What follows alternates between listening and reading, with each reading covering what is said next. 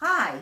Today, we wanted to talk about income inequality. Don't say I'm not interested in politics. I don't want to hear any more about politics. This has nothing to do with politics.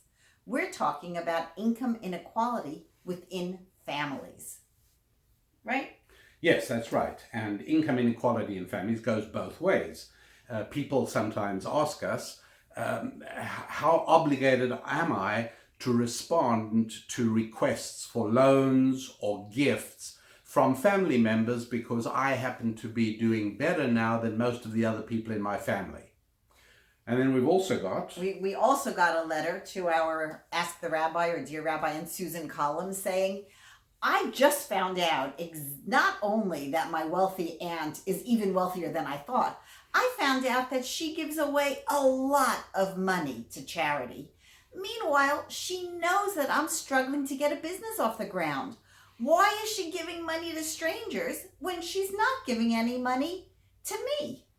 and so we've discovered that income inequality within families is a very common question. A lot of people ask us about it, and a lot of people are disturbed. A lot of people even feel a little bit inhibited in their own entrepreneurial quests for fear of being deluged with requests. And, nobody wants to be the bad guy. Nobody wants to keep saying no. It's just uncomfortable.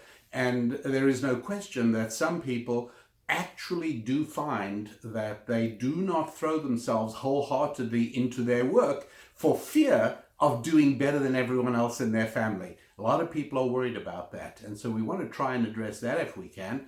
And then the other angle of income inequality is what happens if you are not nearly as well off as someone else in your family and you're on the asking side, as this gentleman was who recently wrote to us. And so what we said to him, there was actually, we found it very interesting, and it was a window into, I think, a way a lot of people think. And to his credit, he said, I know she doesn't owe me anything. I don't feel entitled to it.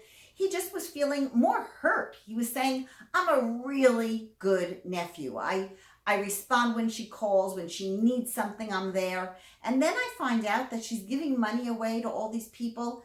Why doesn't she give it to me? I think he was really hurt. And from his letter, we could see very quickly that in his own mind, he was a little confused about the difference between an investment and a gift.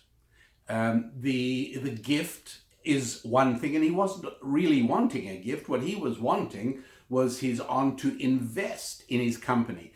But he didn't know that the approach when asking for an investment is entirely different from the approach when asking for a gift.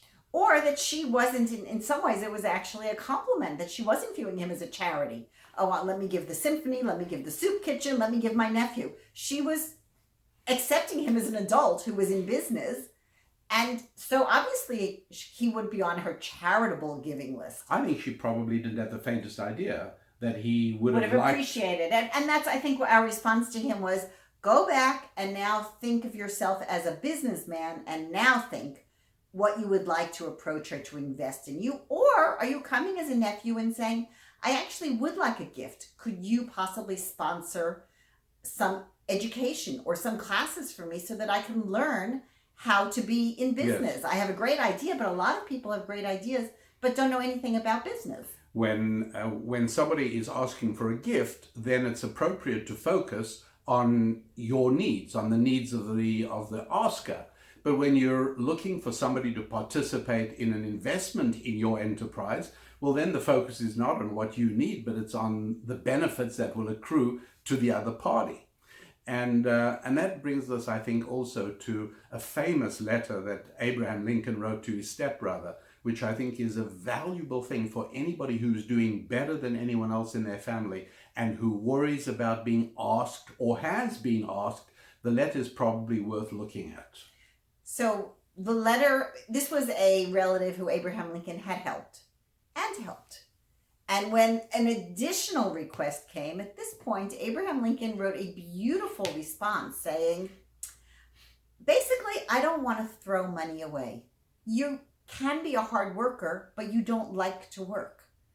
And so when I just help you out of a spot you've gotten yourself into, that's just throwing money away. It's not really helping you. And Abraham Lincoln's response was, what I'd like to do is match funds.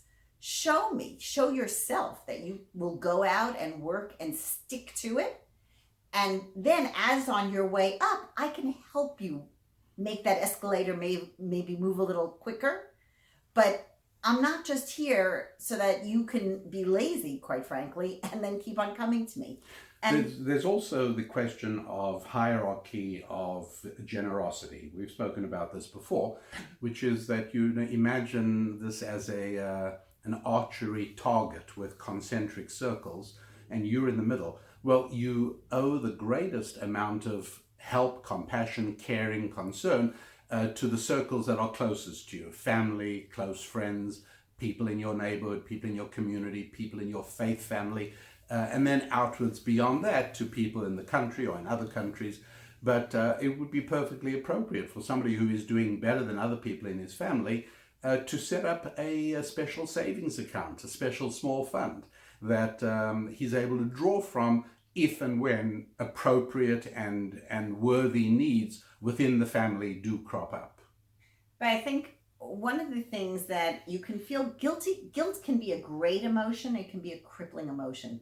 If you're doing something wrong, then guilt is a help to you. It helps you say, I better change my ways. Yeah, but right. Feeling guilty when you're doing nothing wrong because other people are not doing as well as you, that's a crippling emotion, and that hinders you. And I think one of the advantages you have if you're doing better than your family is to be able to say, I'd like to help you. The help doesn't have to be in the form of money, but I'd be happy to sit down and advise you or help you learn, maybe interview skills, whatever it is, to be able to, again, like Abraham Lincoln, to help you on the escalator. But you can't shove somebody on the escalator. Right. And so you're not actually helping by making them think they don't have to get on the escalator because they can always turn to you and get some more. If someone's trying to make you feel guilty about that, that's not a guilt you should accept on your shoulders. And that, I think, is probably as far as we can go in this discussion on this particular topic. But we've written a lot more on it at our website. We've had a few questions at the Ask the Rabbi column on this. And so if income inequality is something in your family that you're interested in or concerned about or worried about, take a look. And we'll see you next time.